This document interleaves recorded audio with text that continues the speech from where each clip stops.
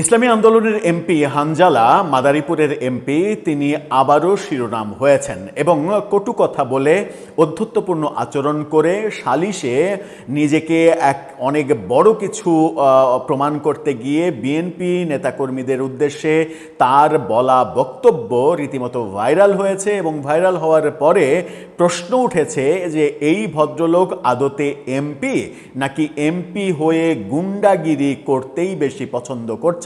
এর আগেও আমরা দেখেছি যে বিএনপি বেশি বাড়াবাড়ি করলে তাদেরকে দেশেই থাকতে দেবে না, এরকম বক্তব্য দিয়ে ভাইরাল হয়েছিলেন। তারপরে ক্ষমা চাওয়ার ঘটনাগুলোও দেখেছি, আবারও এই ঘটনা ঘটালেন। এই হানজালা আবার সংসদে এরকম অভিযোগও করেছেন যে তাকে সংসদ এলাকায় কোনো একটা অনুষ্ঠানে মানে তার পোশাক আশাক এগুলো নিয়ে জঙ্গি টঙ্গি বলা, এই অভিযোগগুলো তিনি করেছেন যে একজন সংসদ সদস্যের পোশাক নিয়ে যদি জঙ্গি আখ্যা দেয়া হয় তাহলে এই দেশে ইসলামের অবস্থান কোথায়, এরকম বক্তব্য আমরা তাকে দিতে দেখেছি। কোন ভিডিও ভাইরাল হলো, কেন তিনি এই অধ্যত্বমূলক আচরণ একের পর এক করে যাচ্ছেন, এটাই কি ইসলামের আদর্শ কিনা, চলুন একটু বুঝে দেখার চেষ্টা করি এই ভিডিওতে। থাকবেন পলিটিক্স টিভির নিয়মিত আয়োজনে।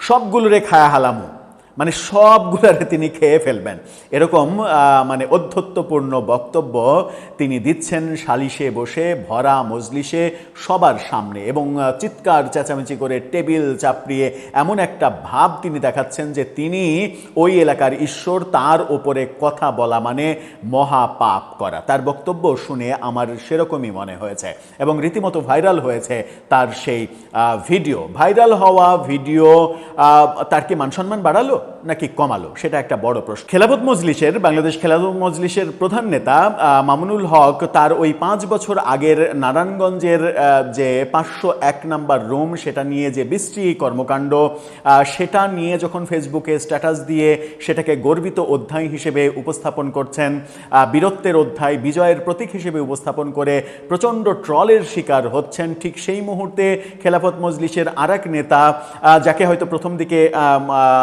ভুলে ইসলামী আন্দোলন বলেছে, আদতে সেটা হবে খেলাফত মজলিসের নেতা, সেই খেলাফত মজলিসের নেতা হানজালা যখন এই কর্মকাণ্ডগুলো করছেন তখন প্রশ্ন জাগছে যে আদতে এই মুহূর্তে ক্ষমতায় কি খেলাফত মজলিস নাকি বিএনপি? বিএনপির নেতাদের উদ্দেশ্যে এই ধরনের অধ্যত্ব দেখাচ্ছেন একের পর এক এবং ভাইরাল হচ্ছেন। মানে ওই এলাকায় কি বিএনপির অবস্থায় এতটাই দুর্বল যে একজন হানজালার দাপটে বিএনপি সরকারের থেকেও আসলে অসহায়ত্ব বোধ করছে? কি বলছে গণমাধ্যম?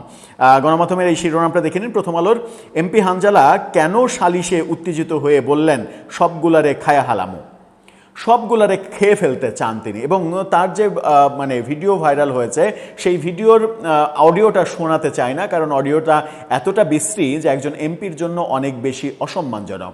আপনারা কথার ফাঁকে এই ভিডিওর তার বডি ল্যাঙ্গুয়েজটা দেখে আসুন। এই বডি ল্যাঙ্গুয়েজ যেটা দেখছেন সেই বডি ল্যাঙ্গুয়েজ কি বলে যে একজন সুস্থ ব্রেনের মানুষ, একজন এমপি যিনি সমাজের সর্বোচ্চ সম্মানিত ব্যক্তি হওয়ার কথা, তার আচরণ হতে পারে ভরা মজলিসে? এটা হতে পারে না, কিন্তু হচ্ছে, বারবার আমরা দেখছি। ঘটনাটা কি ঘটেছে? এই হানজালার উত্তেজিত হয়ে টেবিল চাপড়ানোর একটা ভিডিও সামাজিক যোগাযোগ মাধ্যমে 1 মিনিটের যে ভিডিও সেটা ছড়িয়ে পড়েছে, সেখানে তাকে এরকম দৃশ্যে তো দেখা যাচ্ছে। আর অডিও কি সেটা বলে দিলাম। সংসদ সদস্য সাইদ উদ্দিন আহমেদ হানজালাকে বলতে শোনা যাচ্ছে, কথা বললেন কেন, আপনারা এখানে কাউন্টার দিলেন কেন, এই মিয়া চুপ করেন। তখন পাশে বসা একজন বয়োজ্যেষ্ঠ ব্যক্তি বলেন, চুপ করব মানে, আমি তো চুপই আছি। এরপর হানজালা তার চেয়ার থেকে উঠে দাঁড়ান এবং উপস্থিত ব্যক্তিদের উত্তেজিত হয়ে বলতে থাকেন, একেবারে চুপ, একটা কথাও কেউ বলবে না, সবগুলোরে খায়া হালামু। আমি এখানে আছি কেন? বিচার করার জন্য। কাউন্টার দিলে আমি দিমু, কাউন্টার দিলে আমি দিমু। এখানে আমাকে ডাকছেন কেন? এখানে বলুন, ওঠেন, এখানে কোনো বিচার করুম না, ওঠেন, আমি এখানে বসা, চিল্লাচিল্লি কেন হবে? এমপির এই বক্তব্য এবং আচরণ সামাজিক যোগাযোগ মাধ্যমে মানে কটাক্ষের শিকার হচ্ছে, ভাইরাল হচ্ছে।